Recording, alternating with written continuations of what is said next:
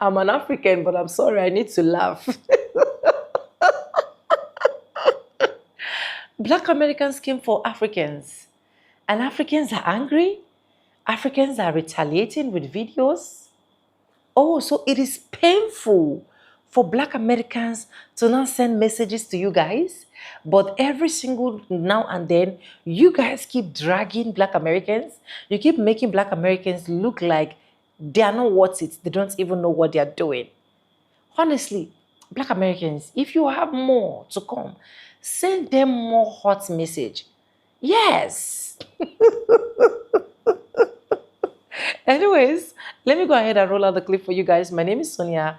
Subscribe, like, comment, and share. And credits belong to the original creators of every single clips and stitches we have in our today's episode. I want to say a very big thank you to every single one of you. Liking, commenting, sharing, dropping super thanks, and also joining my membership. I do not take you guys for granted. You guys are absolutely the best. With that being said, let's go watch. I'll be back with commentaries. What is African culture? You wash your kid's head in cow pee. You know, I see a lot of Africans, they bend their head under cows and let cows piss on their head. Y'all don't even live past 35. The oldest African in Africa right now is probably 42. So wait, you said the oldest person in Africa is 42? The oldest person in Africa is 42. Have you met Paul Biya? Have you met Tinubu? Nah, I'm just playing, but for real though. Are you serious, bro? Even my dad is 80. But it's okay, I understand, because most people in your hoods don't get to leave past 33. You guys take them out, right? Pew pew everywhere. That's why you think we don't live up to 42. And the ones who get old in your community sound like this. He's up in me, hunching, and I can feel him. And then when he... How many countries in Africa? 107? Not one of them are ran by Africans.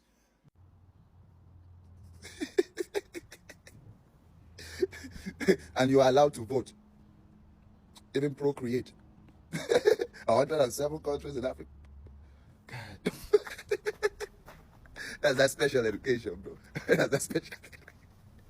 Y'all don't have a culture. White people told y'all what y'all culture is. What is the culture? Bro, see, if you don't know what African culture is, all you had to do is ask, okay? One second, you hear the design.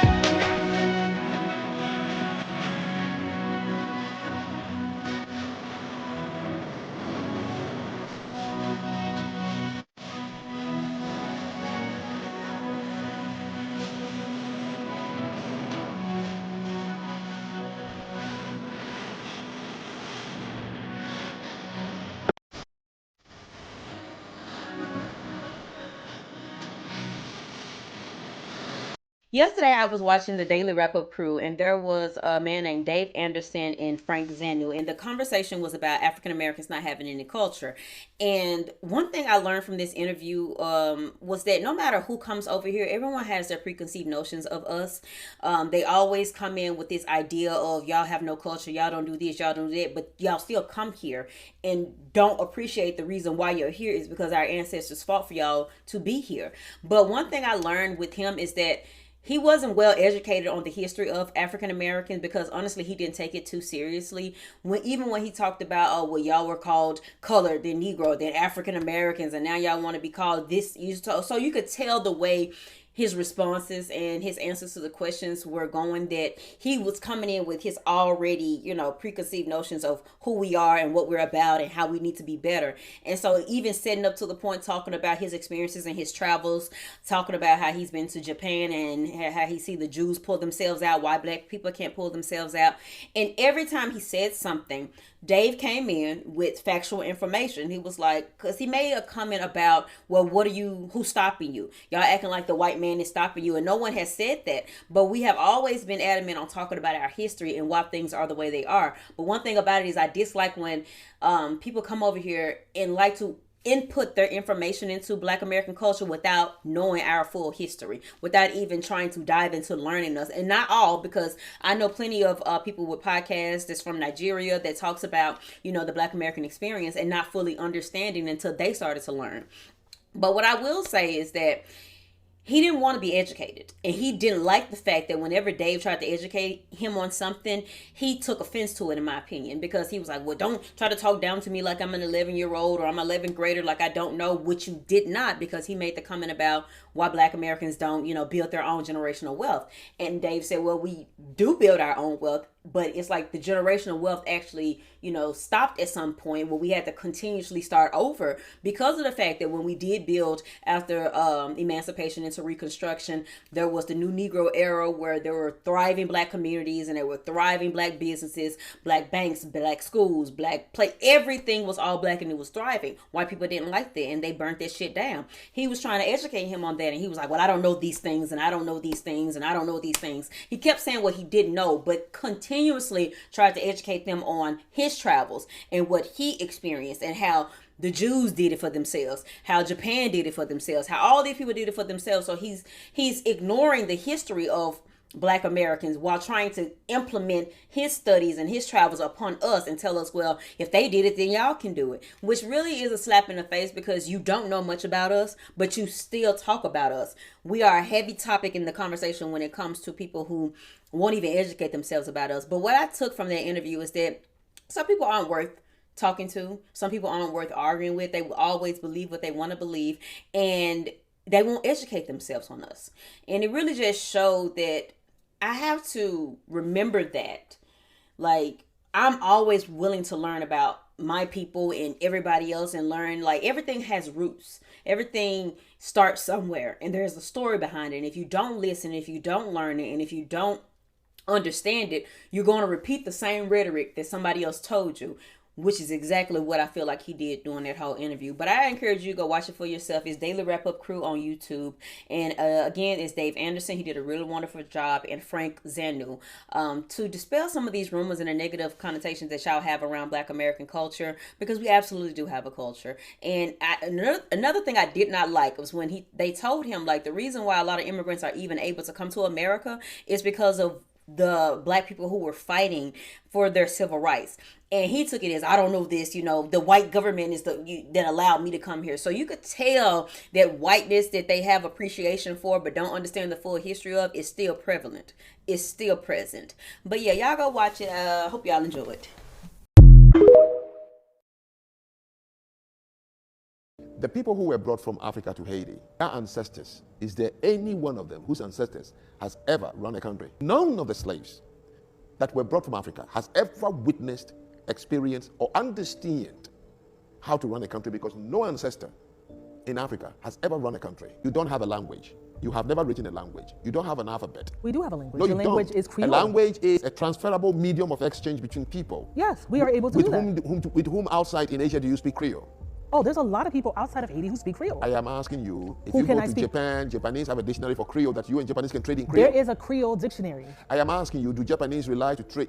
Creole is not an international language, is what I'm Woman having the conversation with him didn't have the bandwidth or capacity to speak on these topics. With regards to Haiti, to say that no Africans from the continent who were sold into slavery or captured understood how a society functioned is a lie.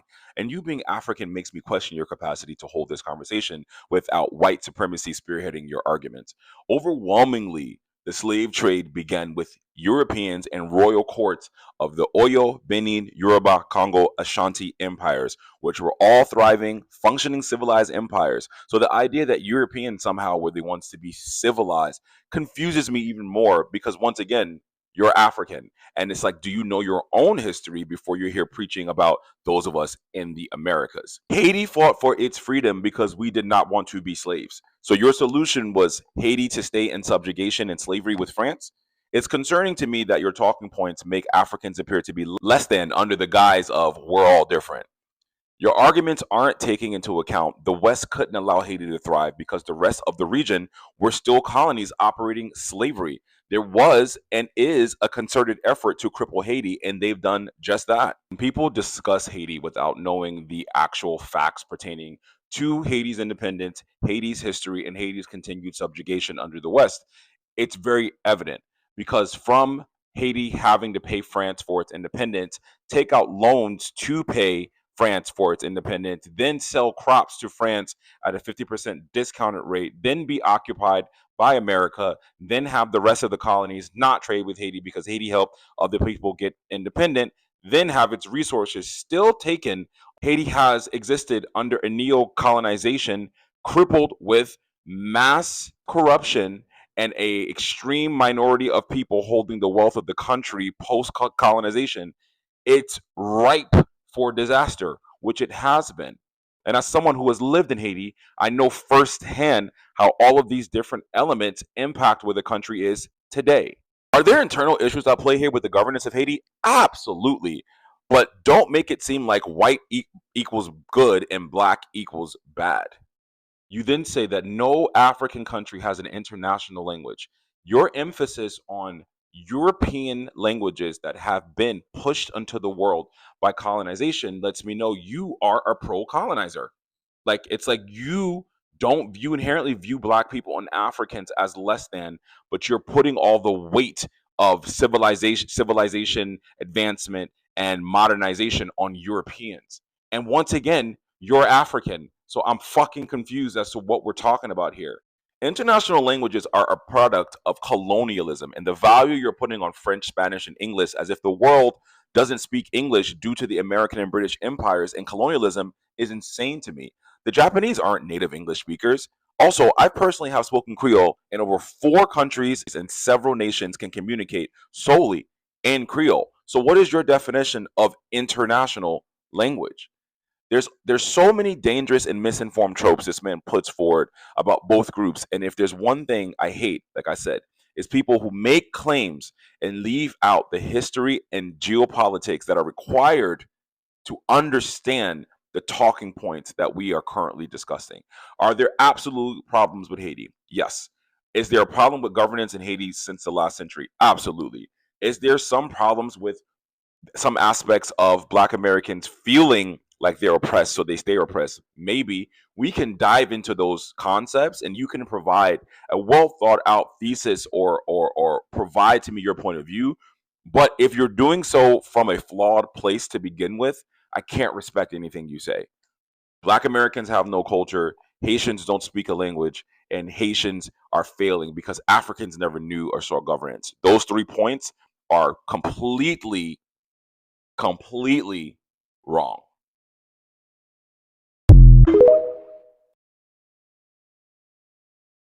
Somebody has said that African Americans don't have a culture. Okay, well, I'm going to take on that challenge because Mr. Mans asked for systems, traditions, taboos, the foundation. All right, come on. Start with systems. All right, well, we have the village system, right? Where aunties, play cousins are all raised at Big Mama's house, right? At Gigi's house, right? At Granny's house. We all raised right alongside the parents, right? Their children. It's one big family village. It's one big village. That is a system of survival when America tried to break our families apart. Second system, call and response, right? In church, in music, in conversation, call and response. When one voice calls, the community answers. This is how we affirm each other, how we build rhythm within our community. Now you want taboos. All right, disrespecting your elders. The last thing you're about to do is walk up in Granny's house and not take them shoes off and not announce yourself and greet everybody. And you sure as hell ain't about to talk crazy to no elder. You don't cross no elder. That's cultural law. Another taboo, getting too cozy and friendly with authority. See, we have always known that police and state do not protect us. So being a snitch or trusting white authority a little too much, that's taboo. And this is ancestral knowledge that's been passed down out of survival. And you want traditions, baby, the Black church, hello. It ain't just about the religion, it's music, it's community, it's fashion, it's politics. It's where a lot of our ancestors went to get healing. And I'm talking about emotional and mental healing from a world they had to walk around in telling them that they're not good enough. Doing everything in its power to make sure they don't survive where they could come to church and get their spirits built back up. Baby, that's tradition. Even though I am no longer a Christian and I have deconstructed my Christianity, you best believe I feel right at home at a Black church. Best believe it. And I go every now and again just so I can keep that community because, baby, that's tradition. That's what we do. And then, of course, soul food is Sunday dinner. Don't nobody leave a black church or a black home hungry. Absolutely not. Recipes passed down since slavery, baby. Collard greens, black-eyed peas, ham hocks, pig's feet, cornbread. And yes, baby, fried chicken. All tradition. All part of our culture. Straight from our tables. Let's talk about language. African American Vernacular English, Bookie.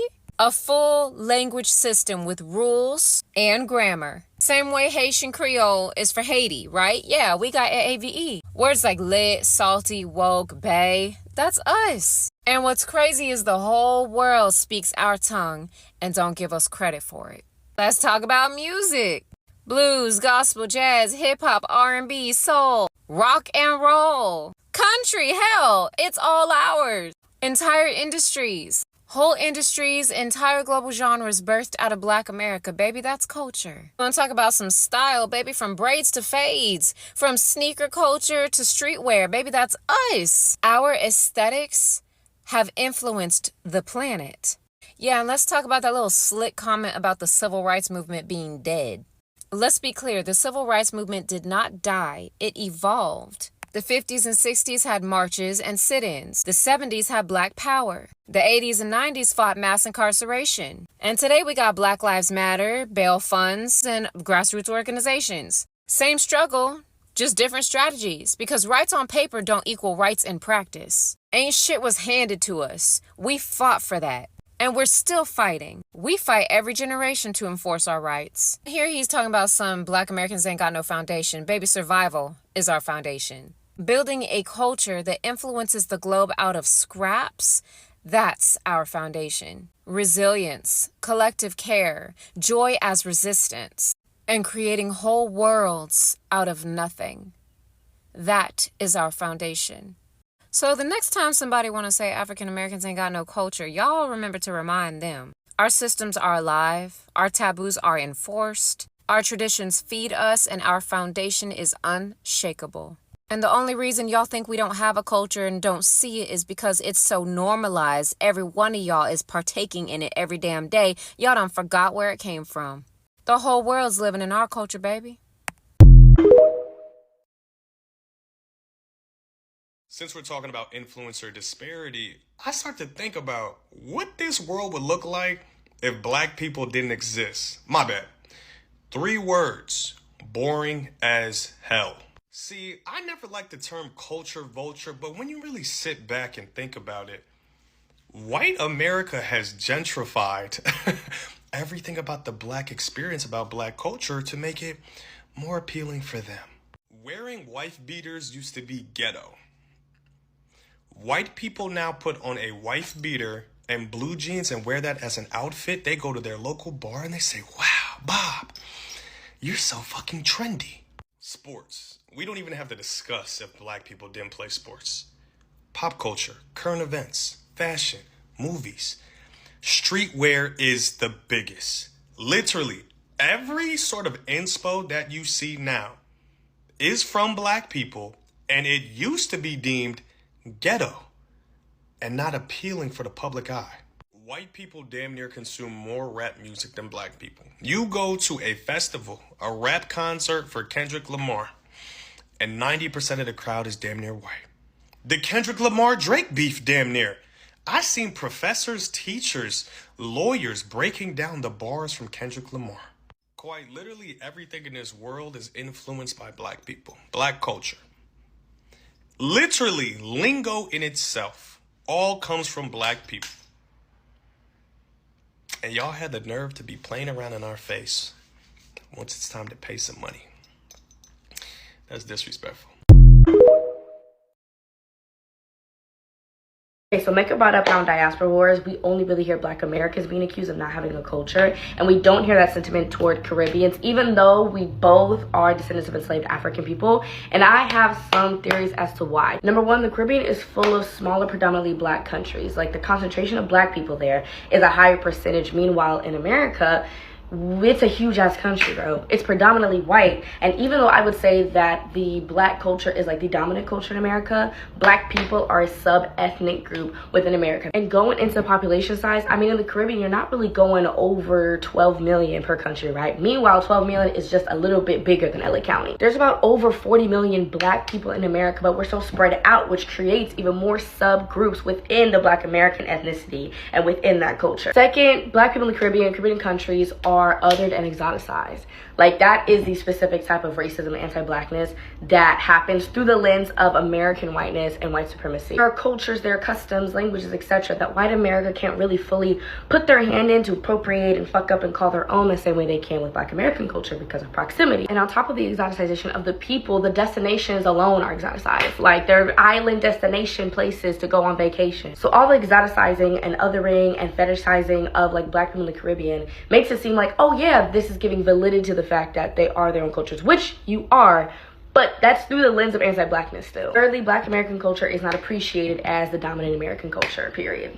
It's not, and we're not given accurate credit that it is our culture. Instead, it is dissected, appropriated, and repurposed as just a broader American culture. Then it gives this false narrative that black American culture is like closer to American whiteness, when no, we're just in more proximity to them because they're literally our fucking neighbors, bro. We just have been and still do struggle with being swallowed up in a race within a country that is a powerful country in the West that does that to other cultures outside of us, right? But also ours within the country. So those are some of my theories, right? I'm sure there's more.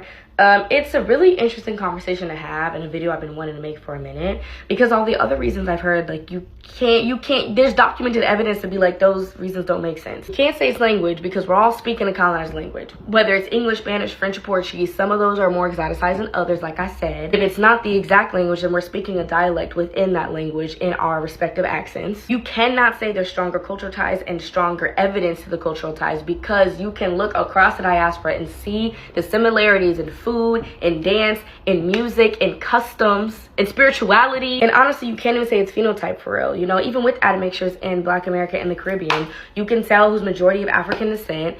Black Americans and Caribbeans share these same ancestors, sometimes each other's ancestors in the West. And then the amount of Black Americans who look like they could be African or Caribbean or get mistaken as such, like me personally, I have at least 6-7 generations of being Black American on both sides. There's still an Ethiopian auntie who is trying to claim me and get mad at me that I don't speak Amharic. When I went to Senegal, there was someone who was speaking to me in Wolof and like, what you mean you're not from here? And now in New York, I'm getting asked if I'm Caribbean all the damn time. So it has to be, we're all just viewing each other through the lens of whiteness and white supremacy and projecting that onto each other. Because the connection and the roots, you can't deny them. We all clearly from the same motherfucking shit. Why are we arguing? Anyways, welcome back, guys, and thank you so much for watching all of that video, and hope you guys enjoyed it. And you see why I keep saying, don't do to people what you don't want them to do to you. If you don't want anybody to insult you, do not insult that person. If you want people to respect you, you also need to respect. You can see how some Africans are reacting when this Black American guy was literally saying that Africans do not have culture. You can see how he was doing research and putting out clips just to ensure he actually wants to prove a point. So, do you think that that Black American person that said every single thing that he needed to say literally did not know the truth? He do know, but he wants you people to feel the test of what you guys always say to Black Americans. So you have your own culture should be respected, should be seen, and nobody should talk about it.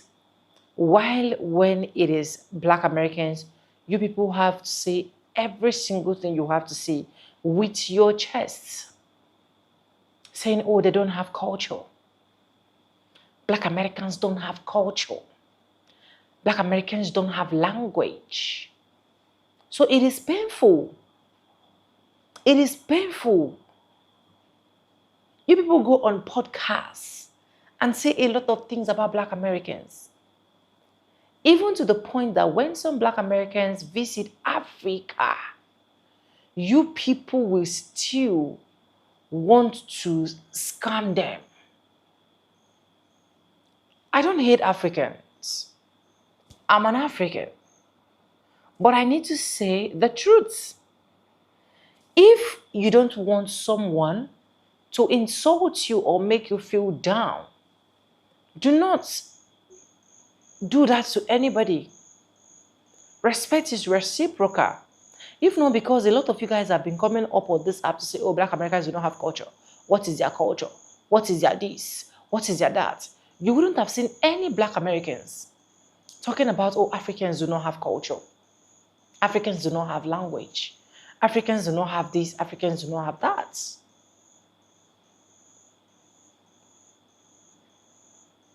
But now you guys can see how painful it is for you to tag a certain group of people that they don't have anything. While in real sense, you know the truth. The earlier immigrants that are moving to America realize that the only person that paved the way for them to be there are Black Americans. The better for a lot of us. But you know, the funniest part is that a lot of immigrants know who paved the way for them. They know why they were in America and how they got into America. But just that silly attitude of idolizing white folks, worshiping, adoring, hallowing white folks will literally not leave them. It will still be inside of them. They don't see anything wrong about it. Anything at all. And it's crazy. Anyways, let me know what you think in the comment section, and credits belong to the original creators of every single clips and stitches we have in today's episode. I want to say a very big thank you to every single one of you liking, commenting, sharing, dropping super thanks, and also joining my membership.